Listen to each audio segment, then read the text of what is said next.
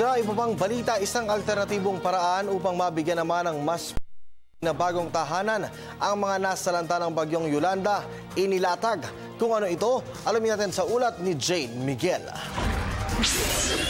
Isang teknolohiya ang ipinakilala sa isang construction show sa Pasay na maaaring maging sagot sa pagpapatayo ng mga matitibay na pabahay para sa mga apektado ng Yolanda. Kamangha-mangha ang panel system na ito na gawa lamang sa wheat or rice straw. Kung huhusgahan base sa itsura, hindi mo aakalain na mas matibay pala ang panel na ito kaysa sa kahoy at maaari ring maging alternatibo sa hollow blocks. But these panels, in addition to being totally green, they're impact resistant. They are also resistant to fire, to high winds, to pests, termites. And the way that this technology is used, it replaces CHB and hollow block. Maliban sa low cost at sustainable ang naturang produkto, malaking tulong din daw ito sa agrikultura dahil ang pagkukuhanan ng material ay manggagaling sa ating sakahan.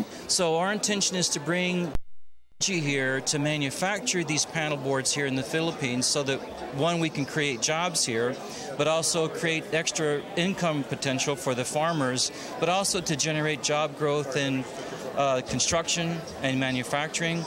Ayon sa kumpanyang nagpakilala ng naturang teknolohiya sa bansa, nakipag-ugnayan na rin sila sa National Housing Authority hinggil sa proyekto na magpagawa ng housing units sa mga lugar na apektado ng Yolanda. Inaasahan anya na sa Enero sa susunod na taon masisimulan na ang naturang proyekto.